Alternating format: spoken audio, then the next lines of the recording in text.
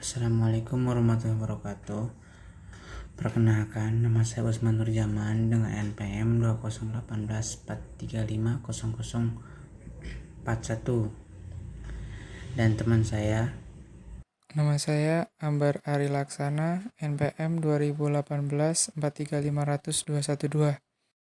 Kami dari kelompok 10 ingin merepresentasikan ilmu filsafat, hubungan dan peranan ilmu pengetahuan terhadap perkembangan kebudayaan nasional,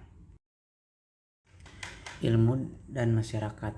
Pada masa lampau, kedudukan ilmu pengetahuan dalam kehidupan sehari-hari belum dapat dirasakan. Ilmu sama sekali tidak memberikan pengaruh terhadap masyarakat. Ungkapan Aristoteles tentang ilmu, umat manusia menjamin urusannya untuk hidup sehari-hari, barulah ia akan arahkan perhatiannya terhadap ilmu pengetahuan. Di saat dewasa ini, ilmu menjadi sangat berguna dalam kehidupan sehari-hari, seolah-olah manusia sekarang tidak dapat hidup tanpa ilmu pengetahuan. Maka kegiatan ilmiah dewasa ini berdasarkan pada dua keyakinan. Satu, segala sesuatu dalam realitas dapat diselidiki secara ilmiah, bukan saja untuk mengerti realitas dengan lebih baik, melainkan juga untuk menguasainya lebih mendalam, mengikuti segala aspeknya. Yang kedua, semua aspek realitas membutuhkan juga penyelidikan primer seperti air, makanan, udara, cahaya, dan kehangatan tempat tinggal. Tidak akan mencukupi tanpa penyelidikan itu. Pengertian dan unsur-unsur budaya. Menurut pandangan seorang tokoh antropologi Indonesia, yaitu bahwa kebudayaan merupakan sebuah keseluruhan dari sistem gagasan yang dilakukan dengan tindakan dan menghasilkan sebuah karya manusia.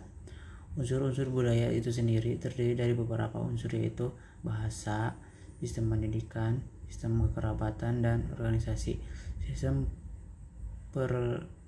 peralihan hidup dan teknologi, sistem ekonomi, sistem keagamaan, dan sistem kesenian. Berikut unsur-unsur yang ada di dalam kebudayaan. 1. Sistem bahasa, sistem pendidikan, sistem kekerabatan dan organisasi, sistem peralatan hidup dan teknologi, sistem ekonomi, dan sistem kesenian. Pengaruh timbal balik antara ilmu dan kebudayaan.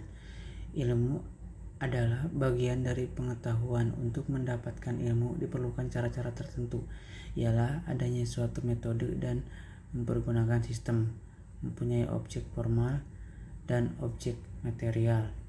Ilmu tergantung pada perkembangan kebudayaan, sedangkan perkembangan ilmu dapat memberikan pengaruh pada kebudayaan. Keadaan sosial dan kebudayaan saling tergantung dan saling mendukung. Pada beberapa kebudayaan, ilmu dapat berkembang dengan subur.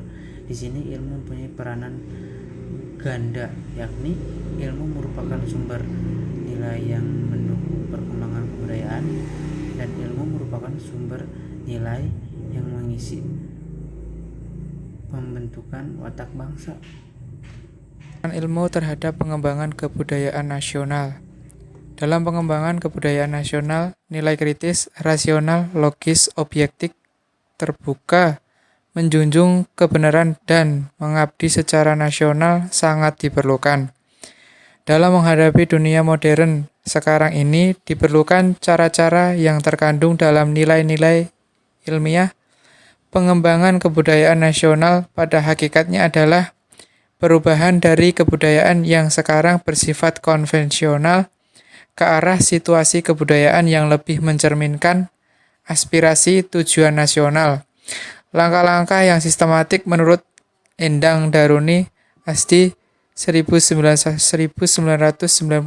adalah: 1. Ilmu kegiatan keilmuan disesuaikan dengan kebudayaan yang ada dalam masyarakat kita, dengan pendekatan edukatif dan persuasif, dan menghindari konflik-konflik bertitik tolak dari bereinterpretasi nilai yang argumentasi keilmuan.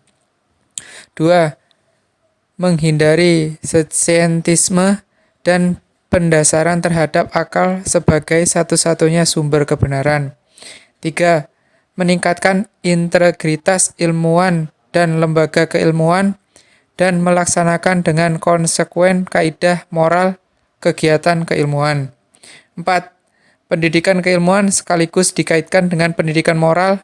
Etika dalam kegiatan keilmuan mempunyai kaidah imperatif. 5.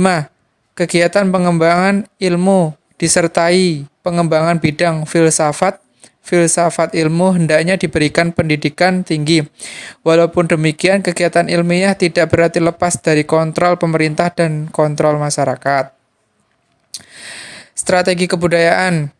Suatu masalah yang prosesnya sedang berlangsung sekarang ini adalah kebudayaan nasional.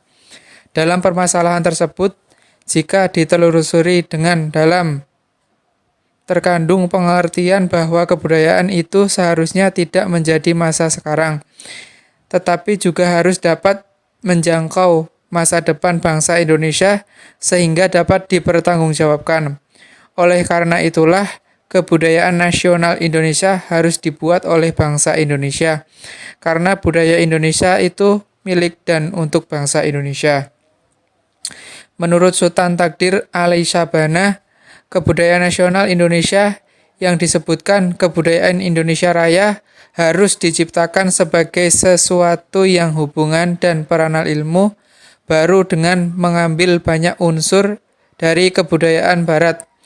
Unsur-unsur tersebut antara lain adalah teknologi, orientasi ekonomi, keterampilan berorganisasi, dan ilmu pengetahuan. Sedangkan Sanusi Pane berpendapat bahwa kebudayaan nasional Indonesia sebagai kebudayaan timur harus mementingkan kerohanian, perasaan, dan gotong royong. Oleh karena itu, manusia Indonesia tidak boleh melupakan sejarahnya. Suparno Widosiswoyo 1996. Untuk dapat menciptakan kebudayaan nasional Indonesia sebagai kegiatan dan proses demi kejayaan bangsa dan negara, diperlukan adanya strategi yang tangguh. Menurut Slamet Sutrisno ada 5 langkah strategi, yakni A. Akulturasi berarti percampuran 2 atau lebih kebudayaan yang dalam percampurannya masing-masing unsurnya lebih tampak. B. Progresivitas berarti maju. Progresivitas dalam kebudayaan mengandung pengertian bahwa kebudayaan itu harus bergerak maju sehingga harus mengarah ke masa depan. Oleh karena itu, budaya teknologi dan pemikiran tentang ekonomi yang telah banyak kita peroleh dari bangsa asing harus diterapkan dan dikembangkan demi kejayaan budaya masa depan. C. Sistem pendidikan di Indonesia harus mampu menanamkan kebudayaan nasional. Oleh karena itu, nilai-nilai pelajaran sejarah, hubungan, dan peranan ilmu kebudayaan yang sifatnya humaniora perlu diberikan kepada pelajar maupun mahasiswa agar mereka memperoleh pengertian yang benar dan tepat tentang kebudayaan. D. Kebijaksanaan bahasa nasional. Bahasa Indonesia telah menjadi bahasa resmi di Indonesia. Melalui bahasa nasional tersebut, telah dilakukan komunikasi yang lebih baik dan efektif dan menunjang persatuan. E. Sosialisasi Pancasila sebagai dasar negara dengan melalui pendidikan moral Pancasila di sekolah dasar menengah dan mata kuliah Pancasila di perguruan tinggi. Selain kelima langkah tersebut, perlu satu langkah lagi yang esensial, yakni mengikuti rakyat, sebab rakyat merupakan sumber kekuatan. Rakyat merupakan pendukung kebudayaan, dan untuk rakyat juga semua ini dilakukan. Dari kehidupan rakyatlah dapat diperoleh sumber budaya atau ilham bagi pencipta kebudayaan, sehingga kebudayaan yang diciptakan dapat mengakar pada rakyat.